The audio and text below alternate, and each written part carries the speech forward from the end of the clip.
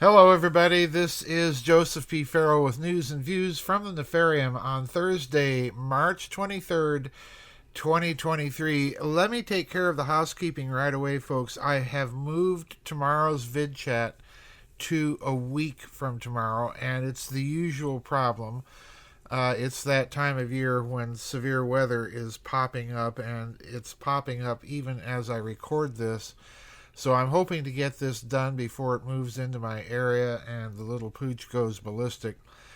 The weather's supposed to stick around till tomorrow, so I'm just going to play it safe and move tomorrow's vid chat to a week from tomorrow. And hopefully we'll avoid another cycle of bad weather. Now, let me get started. Today we have two articles that I want to discuss. And they seem to me to be related. And I'm doing so because I want to alert you as to the next game that appears to be coming on the scene from Mr. Global Looney and Der Hochklasse von Bloschwab, Baron von Bombburst, and his ilk at the Davos crowd set. The first article's from our friends over at Zero Hedge, and then the second one is concerning a new trend that seems to be developing in some countries where you have Davos or World Economic Forum associated banks in charge of things. So, let's get right to it. The Zero Hedge article is about a bill that has recently been introduced by U.S. Senator Ted Cruz, the Republican senator from Texas. And I want to read the opening paragraphs here and a few paragraphs drawn from the tail end of the article. Quote, Texas governor, it's actually Texas Senator, Ted Cruz has joined a growing group of politicians who have come out in support of anti-CBDC bills. That's anti-central bank digital currency. And I really wish Americans would get over this habit of speaking in abbreviations. That is not communication, folks. He's come out in support of anti-central bank digital currency bills, reintroducing legislation to the Senate that would prohibit a direct-to-consumer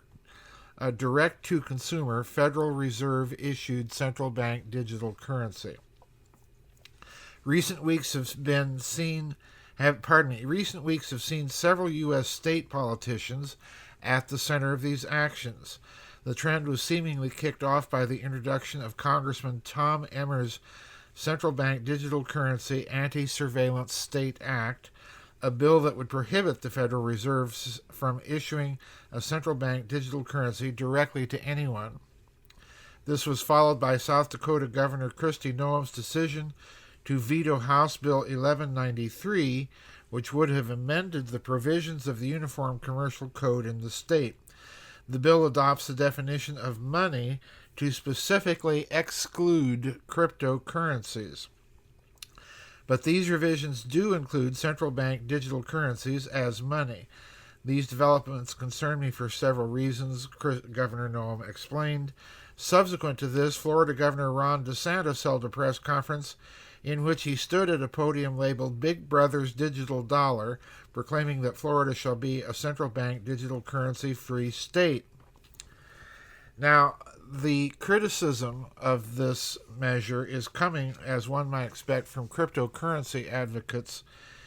In this case, a fellow by the name of Yael Osovsky, who says, quote, to have central bank digital currency bashing as the latest litmus test for conservative politicians is indeed revolutionary, and from the point of view of individual and economic freedom that Bitcoin provides, is a positive phenomenon. But why is the battle being played out in rudimentary state commercial codes that have nothing to do with central bank digital currencies?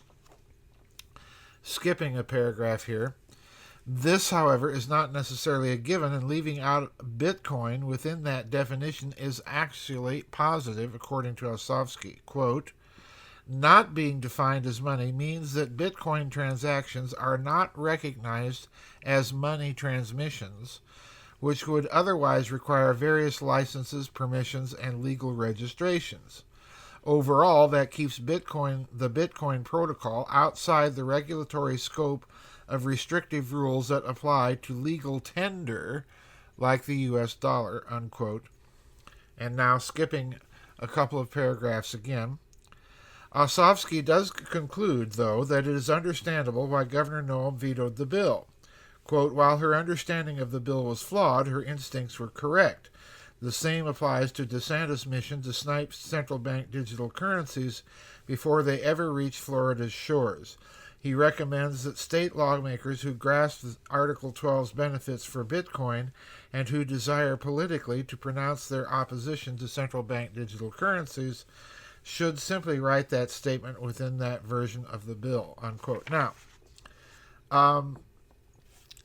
if there's a takeaway I want you to hear from this, it's something that Catherine Fitz and I and others have been saying for a long time. Cryptocurrencies are not currencies. They are at best corporate coupons.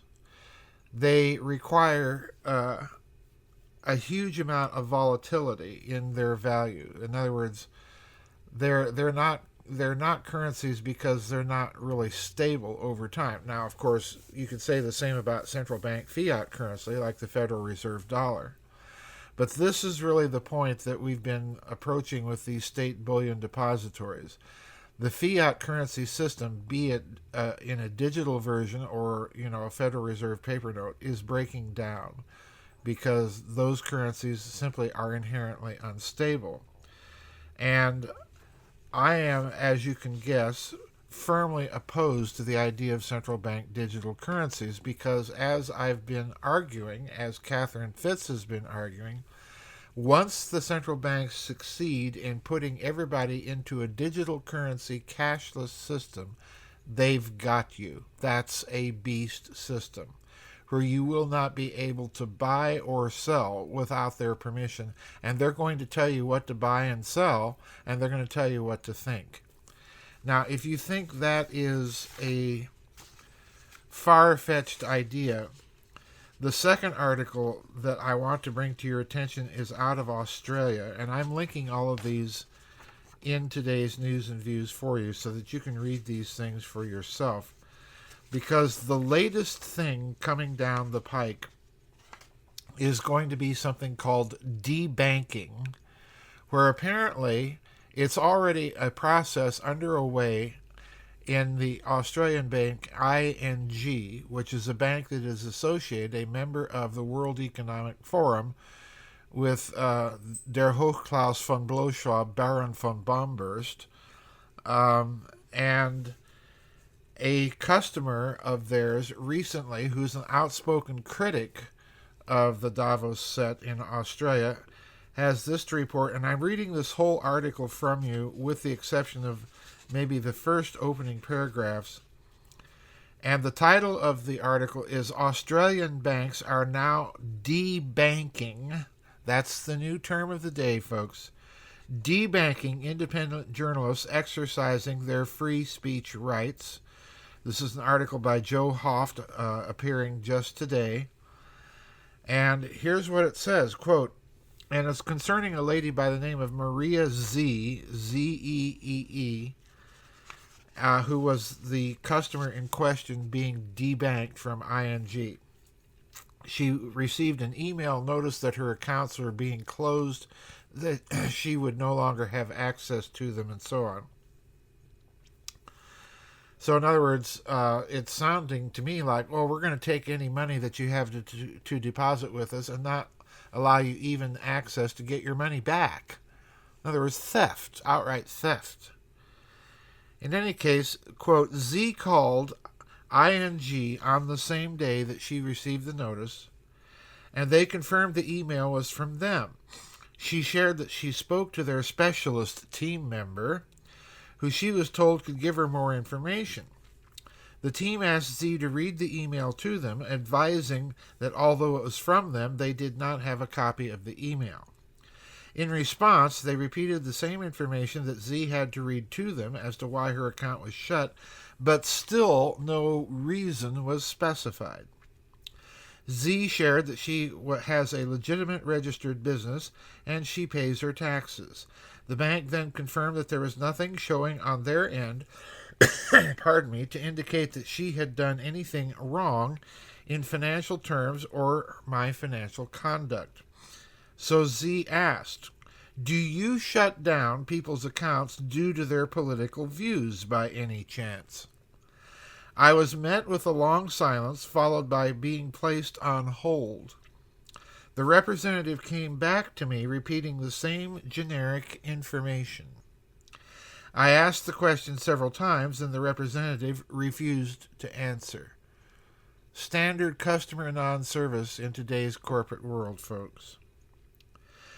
Knowing ING has done this to people before, as reported in the mainstream media, based not on what they've done but who they are, I both called and emailed their public relations manager asking the following. Number 1, what is the reason ING is still doing this? Number 2, what are some likely reasons ING would close an account? Number 3, why are the complaints resolutions team touted as specialists unable to provide a reason as to why this is occurring when customers call them for an explanation? Number 4, does ING close people's accounts for their political views? ING responded a week later with, thank you for reaching out. We're unable to discuss any account closures due to customer confidentiality. In other words, the very customer whose account they're closing, who's the customer wanting to have a resolution of this issue, is being told that the bank can't disclose anything about that customer's account to that customer because of confidentiality. Z notes that ING Group is listed as a partner on the World Economic Forum website. Its leadership has attended the World Economic Forum in Davos. Z says that Z Media reports extensively on the World Economic Forum, exposing their true agenda and Australian politicians linked to the World Economic Forum. ING's refusal to answer our questions led us to believe that this may be politically motivated. The timing coincides with a hit piece run by 60 Minutes on the Wyambilla tragedy, where I featured a warning about Australian soldiers training to turn against Australian people, and Channel 9 is indirectly lumping me in with domestic terrorists.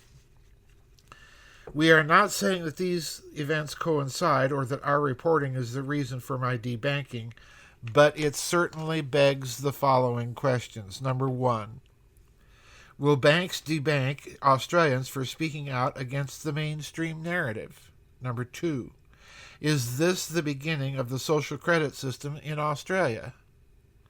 Number 3, is the World Economic Forum colluding with Australian banks to strip citizens of their income and remove them from the economy if they dare report on them? Number 4, are banks colluding with the mainstream media to punish citizens and paint them in the light of domestic terrorists, unquote. Now, folks, as far as I'm concerned, this is exactly what they're up to. And this is exactly the reason for the push to central bank digital currency. And this is exactly why, if you think that your money is safe in the so-called blockchain, I remind you of something that I've said over and over again.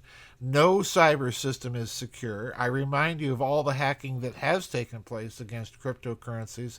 And now add to this the fact that any digital currency issued by a central bank under compulsion to use it is going to be nothing but a corporate coupon. Be good little boys and girls, or you don't get your money, because it's really not your money. Folks, if you're banking with these big banks, I'm going to repeat something that Catherine Fitz has said over and over again. Get out of the big name banks. Get into a local credit union or something, and have a steady reserve of cash on hand anyway. This kind of behavior is ridiculous. And folks, these people only know one language, and that's the language of power, force, and coercion. So it's time to stand up and say no to them. And it has to be a firm no. But anyway, this is going to be the next trend that you're going to see, debanking that if you espouse certain public policies, they're going to reserve the right not to bank with you. And this means, folks, ultimately that we are going to have to set up, you and I are going to have to set up alternative payment systems, an alternative system of finance, and yeah, like it or not, a parallel banking system to these idiots. That's all there is to it. And I think you see already steps in the United States being taken in this regard with the state bullion depositories and so on and so forth. So the game is afoot. The Australian ING Bank has very kindly provided the proof that we've been warning is coming concerning this beast system and the social credit system, and now it's out. That's it for today's news and views, folks. God bless you all. God keep you and protect you. We'll see you on the flip side. Don't forget the vid chat for tomorrow has been moved to a week from tomorrow due to the weather, and keep your fingers crossed that the weather will be relatively nice next weekend. Bye-bye. We'll see you on the flip side, everybody.